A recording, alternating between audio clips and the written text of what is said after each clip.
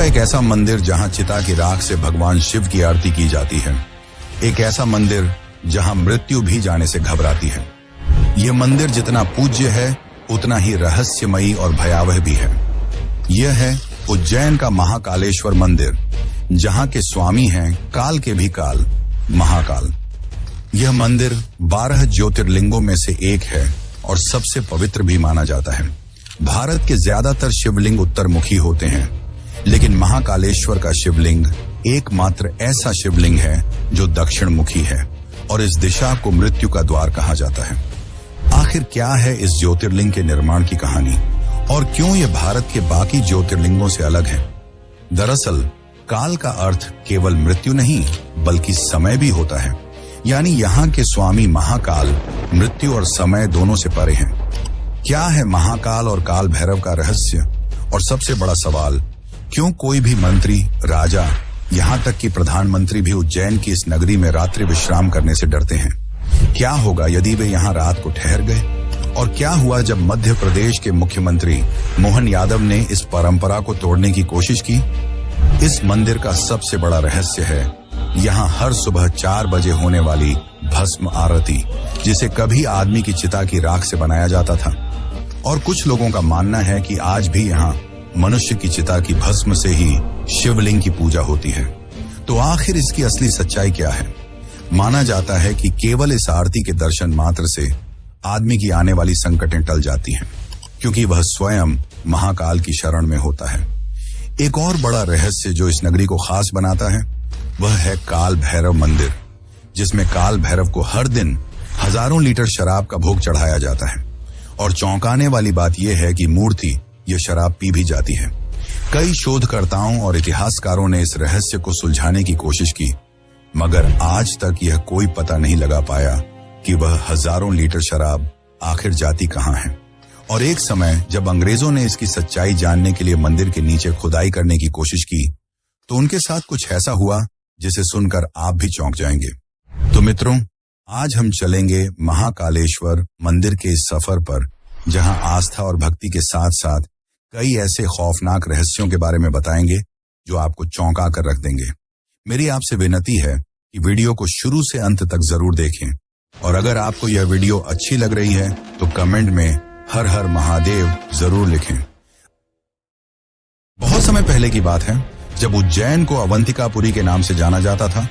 यह बहुत ही सुंदर और समृद्ध राज्य था, जिसमें राजा चंद्रसेन राज किया करते थे। राजा चंद्रसेन भगवान शिव के बहुत बड़े भक्त थे और उनके मित्र थे शिवगणों में से मुख्य गण मणिभद्र। एक बार जब मणिभद्र उज्जैन आए तो उन्होंने राजा चंद्रसेन को चिंतामणि भेंट की। यह मणि काफी ज्यादा चमकदार और मनमोहक थी, लेकिन जैसे जैसे इस मणि की चमक फैलने लगी, कई राजाओं के मन में लोभ जगने लगा और इसी के चलते अवंतिकापुरी में कई राजाओं ने चिंतामणि को हासिल करने के लिए आक्रमण कर दिया। एक तरफ चंद्रसेन की सेना और दूसरी तरफ बाकी राजा अपने विशालकाय सेना के साथ, जिसमें सामने चंद्रसेन की सेना कमजोर लग रही थी। पर चंद्रसेन जानते थे कि उनकी शक्ति किसी मणि में नहीं बल्कि उनकी भक्ति में है। इसीलिए उन्होंने अपने 17 डाल दिए और वन की ओर चले गए। वहां जाकर वे शिव के ध्यान में लीन हो गए। लेकिन उसी समय उज्जैन में एक और समस्या आ खड़ी हुई। वह था राक्षस दूषण। राक्षस दूषण ने ब्रह्मा जी की तपस्या कर असीम शक्ति प्राप्त कर ली थी, जिसके पश्चात अपनी शक्ति के घमंड में चूर असुर दूषण चारों ओर तबाही मचाने लगा।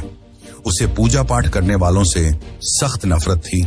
उसने उज्जैन में अपनी असुरी सेना के साथ आक्रमण कर दिया और शिव भक्तों को मारने लगा, साथ ही शिव मंदिरों को भी तोड़ने लगा।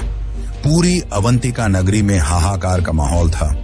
एक ओर दुष्ट और लोभी राजा तो दूसरी ओर खूंखार असुर दूषण सब अपनी जान बचाकर इधर उधर भागने लगे। और इसी दौरान एक विधवा औरत अपने 5 साल के बेटे के साथ भटकते हुए उसी वन में पहुंची जहां राजा चंद्रसेन शिव का ध्यान कर रहे थे। जब उस 5 साल के बालक ने यह देखा तो वह उनकी भक्ति से काफी प्रभावित हुआ और उसने भी वहीं थोड़ी दूर पर एक शिवलिंग बना लिया और उस पर फूल, जल और बेलपत्र चढ़ाकर पूजा करने लगा। वह बालक शिव भक्ति में इतना विलीन हो गया कि उसे और कुछ न सुनाई दे रहा था, न दिखाई। जब उसकी मां ने उसे खाने के लिए पुकारा तो उसने कोई जवाब नहीं दिया, बार बार पुकारने के पश्चात क्रोधित होकर उसकी मां ने सारी पूजा सामग्री फेंक दी। लेकिन तभी बिजली चमकी और घंटियों की आवाज के साथ वहीं पर एक भव्य मंदिर का निर्माण हुआ, जहां स्वयंभू शिवलिंग प्रकट हुए और उस शिवलिंग में वही फूल और बेलपत्र चढ़ा हुआ था जो उस बालक ने चढ़ाए थे। ये सब देखकर उसकी माता चकित रह गई और उन्हें अपनी गलती का एहसास हुआ। जब यह बात राजा चंद्रसेन को पता चली तो वे दौड़े दौड़े वहां जा पहुंचे और उनकी आंखों में आंसू थे, क्योंकि उनकी भक्ति आज सफल हो गई। भगवान शिव स्वयं प्रकट हुए थे। लेकिन यह कहानी यहाँ समाप्त नहीं होती। उज्जैन की धरती असुर दूषण की वजह से कांप रही थी, पर जैसे ही शिवलिंग प्रकट हुआ उससे निकले शिव, और यह शिव का रुद्र रूप था। शिव ने महाकाल का रूप लिया, जो भयानक और अत्यंत ही ज्यादा शक्तिशाली था। उनकी जटाएं लहराने लगी, हाथों में त्रिशूल और आंखों में अग्नि लिए वे दूषण की ओर बढ़े और पल भर में ही दूषण के साथ ही साथ उसकी पूरी असुरी सेना को अग्नि से भस्म कर दिया। इस महासंग्राम के बाद सभी राजा जो मणि की लालसा में थे वे शिव जी के सामने नतमस्तक हो गए, और दूषण के जलने के बाद शिव जी ने उसकी भस्म से अपना श्रृंगार किया, और तब से महाकालेश्वर को भस्म से श्रृंगार किया जाता है और भस्म आरती की जाती है। आज भी यह भस्म आरती हर रोज सुबह 4 बजे की जाती है। माना जाता है कि यह मनुष्य की चिता की राख से की जाती है। वैसे इस भस्म आरती का रहस्य भी काफी चौंकाने वाला है, लेकिन उसको जानने से पहले हम ये जान लेते हैं कि क्यों कोई राजा, मंत्री, यहाँ तक कि प्रधानमंत्री भी यहाँ रात नहीं रुकते, और क्या हुआ जब कुछ मंत्री और एक प्रधानमंत्री ने यहाँ रात गुजारी। तो चलिए जानते हैं उस रहस्य को। और अगर आपको वीडियो पसंद आ रही है तो इसे लाइक जरूर करें और कमेंट में लिखें जय महाकाल। महाकालेश्वर मंदिर केवल भारत में ही नहीं बल्कि पूरे विश्व में प्रसिद्ध है, जिसके कारण दूर दूर से लोग बाबा महाकाल के दर्शन करने आते हैं, और साथ ही बड़े बड़े मंत्री, मुख्यमंत्री, यहाँ तक कि प्रधानमंत्री भी महाकाल के दर्शन करने आते हैं। लेकिन महाकाल के दर्शन के बाद कोई भी नेता यहाँ नहीं रुकता। अगर उन्हें रुकना भी हुआ तो वे उज्जैन के बाहर कहीं रुकते हैं। पर आपने सोचा है ऐसा क्यों? दरअसल जब भी कोई राजा या नेता यहाँ रात बिताता है तो उसकी सत्ता चली जाती है, और ऐसा एक बार नहीं कई बार हुआ है। आपको बता दूं कि भारत के एक प्रधानमंत्री इसका खामियाजा भी भुगत चुके हैं। भारत के चौथे प्रधानमंत्री मोरारजी देसाई यहाँ महाकाल के दरबार में रात रुक गए थे, जिसके अगले ही दिन उनकी सत्ता चली गई और उनकी सरकार गिर गई। फिर इसके बाद कर्नाटक के मुख्यमंत्री येदियुरप्पा ने भी यहाँ रात बिताई, जिसके बाद 20 दिनों के अंदर ही उन्हें भी अपने पद से इस्तीफा देना पड़ा। ऐसे और भी कई घटनाएं हैं जो महाकाल के दरबार से जुड़ी हैं। पर क्या आपने सोचा है कि आखिर ऐसा क्यों होता है? दरअसल माना जाता है कि बाबा महाकाल ही यहाँ के राजा हैं और उनसे ऊपर कोई नहीं। ऐसे में उनके दरबार में एक साथ 2 राजा नहीं रुक सकते, जिसके चलते राजाओं और नेताओं की सत्ता चली जाती है, जिसके चलते कोई भी नेता यहाँ रात्रि विश्राम नहीं करता। कुछ समय पहले प्रधानमंत्री नरेंद्र मोदी भी यहाँ बाबा महाकाल के दर्शन करने गए थे और उन्होंने भी यहाँ रात नहीं बिताई। पर चौंकाने वाली घटना तब हुई जब 16 दिसंबर 2023 को मध्य प्रदेश के मुख्यमंत्री मोहन यादव ने यहाँ रात बिताई। उन्होंने कहा कि मैं महाकाल का बेटा हूँ, इसलिए यहाँ रुक सकता हूँ। महाकाल तो पूरे ब्रह्मांड के स्वामी हैं, इसीलिए उनके नगर में रुकने में कोई आपत्ति नहीं होनी चाहिए। जिसके पश्चात वे वहां रात रुके और एक नई सोच को प्रस्तुत किया। चलिए अब हम यहाँ होने वाली भस्म आरती के बारे में जानते हैं।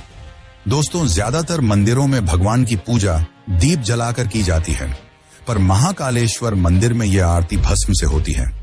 भस्म किसी भी इंसान या वस्तु का आखिरी रूप होता है, यानी कि जलने के बाद बचने वाली राख। पुराने समय में यह आरती इंसान की देह की पहली चिता की राख से की जाती थी, लेकिन कुछ कारणों की वजह से इसे बंद कर दिया गया और आज के समय में यह भस्म आरती कपिला, गाय के गोबर, पीपल, बड़, शमी और अम्लतास की राख से बनी हुई भस्म से की जाती है। हर दिन सुबह 4 बजे यह भस्म आरती होती है, जिसे देखने दूर दूर से लाखों श्रद्धालु हर रोज यहाँ आते हैं। यहाँ के पुजारी मंत्रोच्चारण के साथ बड़े ही भव्य तरीके से यहाँ की आरती को करते हैं।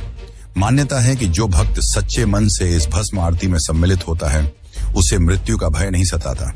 एक और बात यह कि यह भस्म आरती केवल पुरुष ही देख सकते हैं। महिलाओं को यह आरती देखने की अनुमति नहीं है।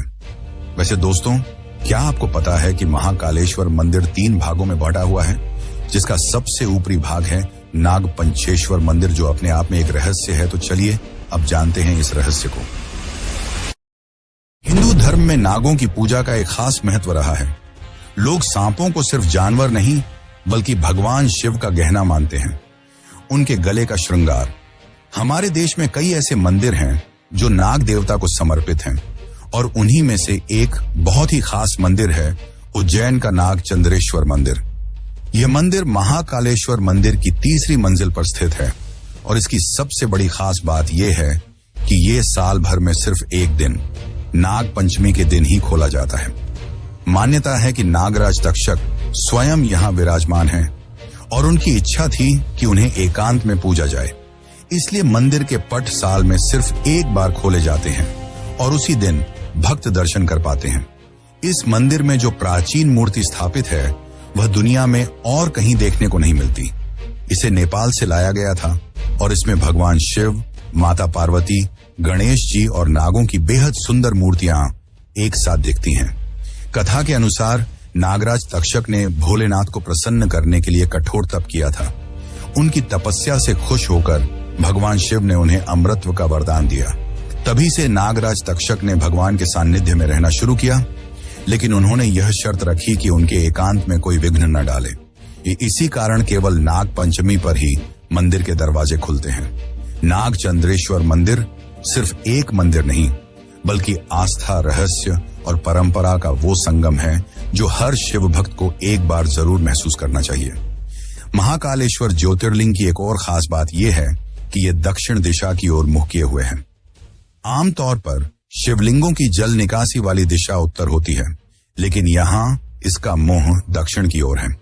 इसी वजह से इसे दक्षिण मुखी महाकाल कहा जाता है, और माना जाता है कि इसका ये रूप नकारात्मक और बुरी शक्तियों को खत्म करने वाला होता है।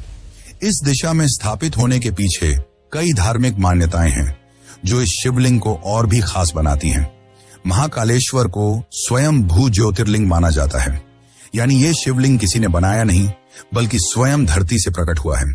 शास्त्रों में बताया गया है कि शिव 3 जगहों पर 3 अलग अलग रूपों में पूजे जाते हैं। आकाश में तारक लिंग, पाताल में हाटकेश्वर लिंग और पृथ्वी पर महाकालेश्वर लिंग के रूप में। उज्जैन को वैसे भी समय यानी काल की नगरी कहा जाता है, और महाकाल को समय के नियंत्रक के रूप में पूजा जाता है। यही वजह है कि महाकालेश्वर ज्योतिर्लिंग को तीनों लोकों में विशेष स्थान मिला है। वैसे क्या आपको पता है, महाकाल हर बार मौसम के हिसाब से भी अपना रूप बदलते हैं। तो चलिए अब जानते हैं उस रहस्य को, और जानेंगे मंदिर के दूसरे भाग बारे में। लेकिन उससे पहले अगर आपको ये वीडियो अच्छी लग रही है तो इसे अन्य शिव भक्तों को जरूर शेयर करें। उज्जैन में विराजमान महाकाल बाबा एक ही हैं, लेकिन वो अपने भक्तों को हर बार नए रूप में दर्शन देते हैं।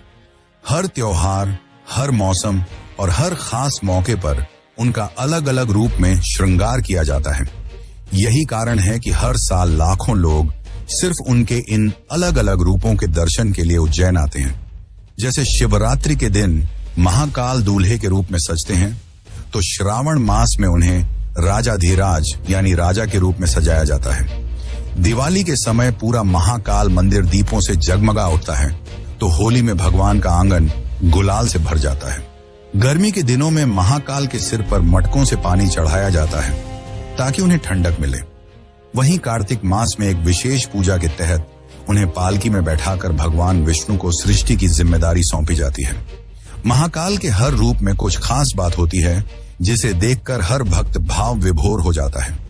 यही वजह है कि उन्हें उज्जैन का राजा भी कहा जाता है, और जब बात राजा की हो तो सम्मान भी वैसा ही होता है। यहाँ एक मान्यता है कि महाकाल मंदिर के सामने से कोई भी सवारी लेकर नहीं निकल सकता, चाहे वो घोड़ा हो या कोई वाहन। खास तौर पर बारातों में जब दूल्हा घोड़ी पर बैठता है तो उसे मंदिर के सामने से ले जाना अशुभ माना जाता है। माना जाता है कि ऐसा करने से अनहोनी हो सकती है, इसलिए लोग इस रास्ते को बचाकर जाते हैं। ये परंपरा सदियों से चली आ रही है। ये कोई जबरदस्ती नहीं बल्कि एक श्रद्धा और सम्मान का प्रतीक है। आज भी उज्जैन में इस नियम का पालन किया जाता है। भले ही इस पर कोई कानूनी या धार्मिक रोक नहीं है, लेकिन भक्तों के दिल में बसे सम्मान के कारण लोग खुद ही इस परंपरा को निभाते हैं। दोस्तों, जैसा कि मैंने बताया था कि महाकालेश्वर मंदिर 3 भागों में विभाजित है, तो उसका एक भाग है जूना महाकाल। तो चलिए जानते हैं उसके बारे में। महाकालेश्वर मंदिर के अंदर एक और शिवलिंग है जिसे जूना महाकाल कहा जाता है। यह शिवलिंग अपनी रहस्यमयी कहानी और चमत्कारों की वजह से आज भी चर्चा में रहता है। कहा जाता है कि पुराने समय में जब मंदिर पर कई बार हमले हुए थे, तब आक्रमणकारियों ने मुख्य शिवलिंग को नष्ट करने की कोशिश की थी। उस खतरे से शिवलिंग को बचाने के लिए पुजारियों ने असली शिवलिंग को हटाकर सुरक्षित जगह रख दिया और उसकी जगह एक दूसरा शिवलिंग वहां स्थापित कर दिया, ताकि पूजा पाठ और रीतियां चलती रहें। जब हालात सामान्य हो गए और हमला रुक गया, तब फिर से असली शिवलिंग को वापस उसी जगह स्थापित कर दिया गया। लेकिन अब जो दूसरा शिवलिंग बच गया था, उसका क्या किया जाए? इस पर काफी सोच विचार के बाद पुजारियों ने उसे मंदिर के एक हिस्से में फिर से स्थापित कर दिया। तभी से उसे जूना महाकाल कहा जाने लगा, यानी पुराना महाकाल। आज भी हर साल महाकाल की सवारी से पहले सबसे पहले पूजन जूना महाकाल का ही होता है। यह परंपरा आज तक निभाई जाती है। हालांकि आमतौर पर लोग जूना महाकाल के दर्शन को नजरअंदाज कर देते हैं, क्योंकि उनका ध्यान सिर्फ मुख्य ज्योतिर्लिंग पर होता है। लेकिन जो साधना और तंत्र की गहराई को जानते हैं, वो कहते हैं कि अगर आप महाकाल के दर्शन से पहले जूना महाकाल के दर्शन कर लो, तो आपके जीवन की हर रुकावट, हर बाधा खुद ब खुद भस्म हो जाती है। वैसे दोस्तों, उज्जैन में सिर्फ महाकालेश्वर नहीं है, बल्कि साथ में काल भैरव का एक रहस्य जो आपको चौंका के रख देगा। तो चलिए अब जानते हैं उस रहस्य को।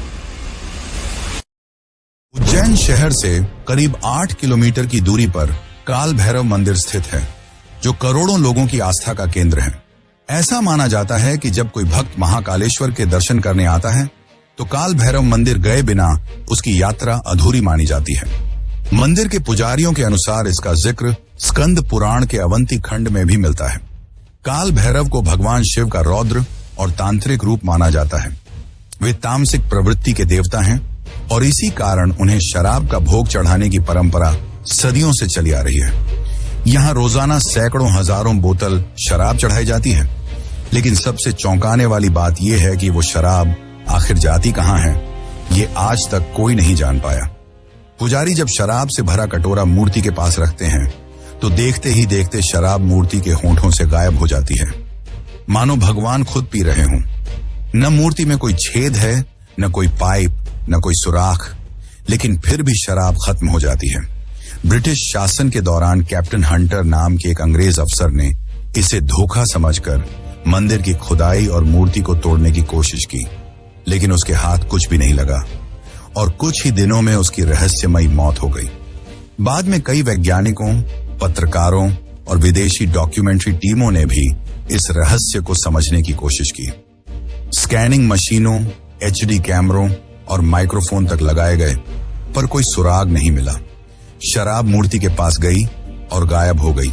एक ब्रिटिश टीम ने इसे एक case of collective divine evolution कहा, यानी आस्था और चमत्कार का अद्भुत संगम। कुछ भारतीय वैज्ञानिकों और विक्रम विश्वविद्यालय की टीमों ने भी जांच की, लेकिन हर बार उन्हें खाली हाथ लौटना पड़ा। इतना ही नहीं, एक बार जब औरंगजेब के सैनिक मंदिर को तोड़ने आए, तो अचानक वहां कुत्तों का झुंड प्रकट हुआ और सैनिकों पर टूट पड़ा। सैनिक पागल होने लगे, एक दूसरे को मारने और काटने लगे। हालात ऐसे हो गए कि औरंगजेब को खुद अपने सैनिकों को मरवाना पड़ा और डर के कारण वह मंदिर को तोड़े बिना ही लौट गया। तो सवाल यह है, क्या यह सिर्फ एक मंदिर है? क्या यह सिर्फ एक परंपरा है? या फिर यहां कोई ऐसी शक्ति है जिसे हम आज तक समझ नहीं पाए? और यही वो सवाल है जिसका जवाब हम अगली वीडियो में तलाशने वाले हैं, क्योंकि अगली बार हम आपको ले चलेंगे काल भैरव मंदिर की रहस्यमयी गलियों में, जहां सिर्फ आस्था नहीं बल्कि भय, तंत्र और अलौकिक ऊर्जा का खेल चलता है। तो जुड़े रहिए, क्योंकि अगली डॉक्यूमेंट्री में भैरव की गूंज आपको भीतर तक झकझोर देगी।